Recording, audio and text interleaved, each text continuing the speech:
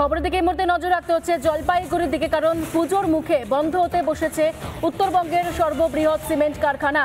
গত কয়েকদিন ধরেই সম্পূর্ণ বন্ধ রয়েছে কারখানার কাজ।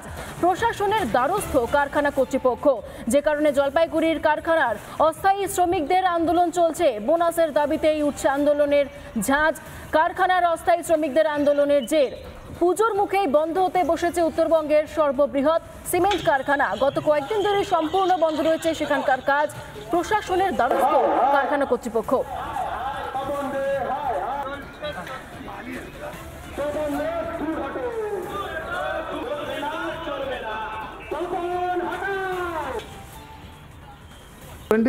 আমাদের দাবি, আমাদের হচ্ছে পার্শ্ববর্তী কোম্পানিগুলো যে আছে, যেমন মাজা, কোকোকোলা, কেক কোম্পানি, তারা যে বোনাসটা প্রদান করছে আমাদের সেই বোনাসটাই দেওয়া হোক।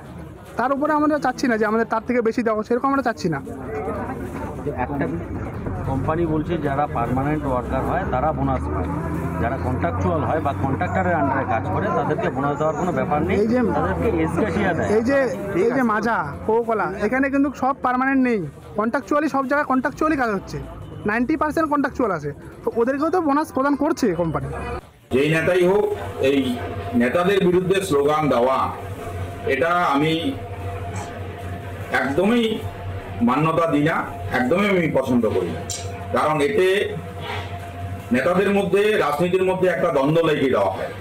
লেবারদের ডিমান্ড আছে, আপনারা আন্দোলন করতে পারেন, আপনারা বলতে পারেন, আপনারা সব জায়গায় যেতে পারেন, আপনারা আইনের সহায়তা নিতে পারেন, কিন্তু কোনো নেতার নামে, কোনো রাজনৈতিক দলের নামে আপনারা উল্টাপাল্টা বলতে পারেন না।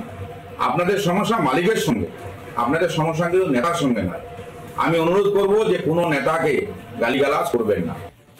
এনটিটিউসির ঝান্ডা জেলা এনটিটিউসিকে না জানিয়ে, পার্টিকে না জানিয়ে যদি কেউ লাগিয়ে থাকে, গত দিনও আমি দলের নির্দেশে এফআইআর করেছি, আগামী দিনেও কিন্তু আমি আইনের আশ্রয় নিব এবং শ্রমিক ভাইদের কাছে অনুরোধ করব, তোমরা নিজেদের মধ্যে আলোচনা করে অফিসিয়ালভাবে তোমরা হয় শ্রম দপ্তরে যাও, আর নাহলে আইএনটিটিউসির কাছে আসো।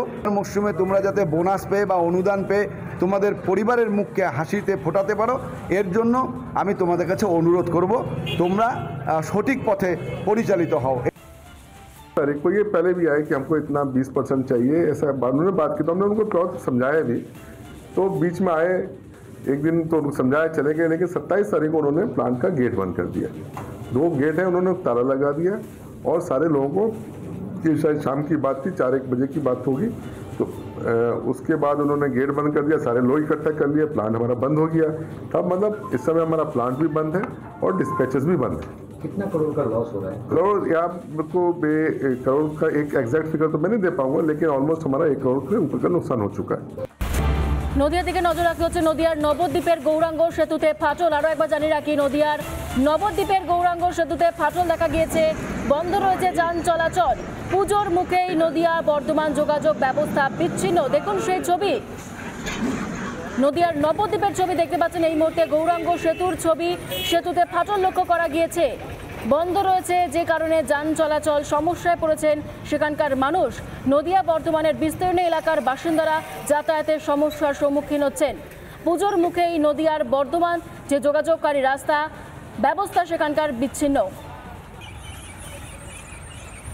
রাজ্যের মন্ত্রী উজ্জ্বল বিশ্বাস এই বিষয়ে কি জানাচ্ছেন শুনবো। গত 2 বছর আগে এটা চালানো হয়েছিল, কিন্তু আবার এটা খুব সম্ভবত পাতিটা সরে গিয়েছে। তারা চেষ্টা করছেন, বলে যে এটা খুব তাড়াতাড়ি যাতে করা যায়, কারণ এটা খুব বিজিয়েস্ট রাস্তা, এটা দেরি করলে তো হবে না।